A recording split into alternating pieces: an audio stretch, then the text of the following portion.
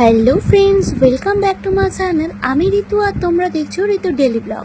তো আমার ডেলি ব্লগে তোমাদের সকল বন্ধুদেরকে জানাচ্ছি স্বাগত। তো সকাল সকাল আজকে ডাব দিয়ে সকালটা শুরু করলাম। আর দেখতেই পাচ্ছ ডাব খেতে খেতে আমি সরঞ্জাম করছিলাম যে কী কী রান্না করব। তো আজকে করব পাঁচমিশালি তরকারি।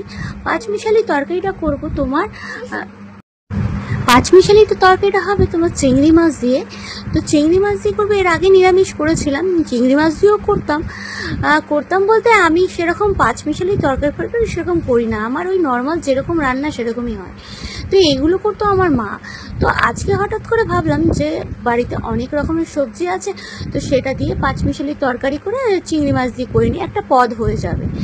তো যাই হোক, মিহিরের সাথে গল্প করছিলাম। মিহির আমি যা যা জিনিস নিয়ে কাটাকুটি করছি, ও উপরে সেরকম নিয়ে কাটাকুটি করছে, কারণ ও আমি যেগুলো নেব সেগুলো। আর দেখো ঝিঙে ফিঙের এগুলো এক একটা গোটা গোটা দেওয়া যায়, ও সেগুলো নিয়ে বায়না করছে আর আমি হাসছি।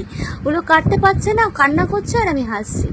তো যাই হোক, বরবটিগুলো অনেক দিন মানে তোমার হয়ে গেছিলো, একটু শুকনো শুকনো টাইপের হয়ে গেছিলো, কিন্তু তাও আমি দিয়ে দিয়েছি ওর মধ্যে।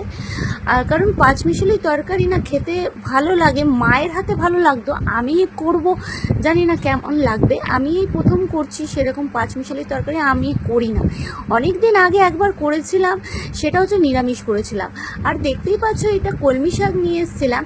তো কলমি শাকগুলো সত্যি খুব টাটকা ছিল, কিন্তু প্লাস্টিকের মধ্যে রেখে দিয়েছিলাম বলে তোমার ওরকম অল্প অল্প করে পেকে পেকে গেছে, কিন্তু কলমি শাকগুলো খুবই কচি ছিল।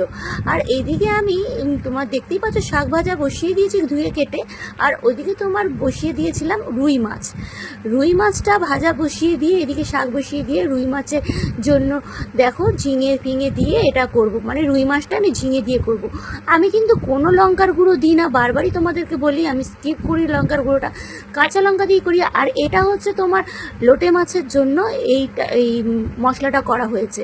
লোটে মাছের জন্য যেরকম আদা রসুন পেঁয়াজ পেস্ট হয়, সেটা আমি মশলাটা বেটে নিয়েছি, বেশি মিহি করিনি, মানে থেতো থেতো টাইপের করে নিয়েছি। আর ওর মধ্যে সমস্ত মশলা দিয়ে একবারে গুলিয়ে আমি কড়াইতে দিয়ে দিলাম।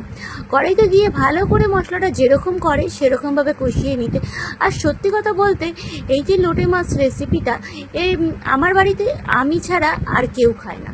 মা খেত আর আমি খেতাম, ঠিক আছে। আমার আর মায়ের খুব পছন্দের জিনিস ছিল, আমার পছন্দ মানে আমার মায়েরও পছন্দ ছিল। তো তার জন্য আমার মা থাকাকালীন এই লোটে মাছের রেসিপিটা মানে মা একদিন দুদিন যখনই পেতো তখনই মা রাখতো আমার জন্য, নানা রকমের হতো তোমার এরকম লোটে মাছের ঝুড়ি থেকে শুরু করে লোটে মাছের যা যা রেসিপি থাকতো মা আমাকে সমস্তটা খাইয়েছে।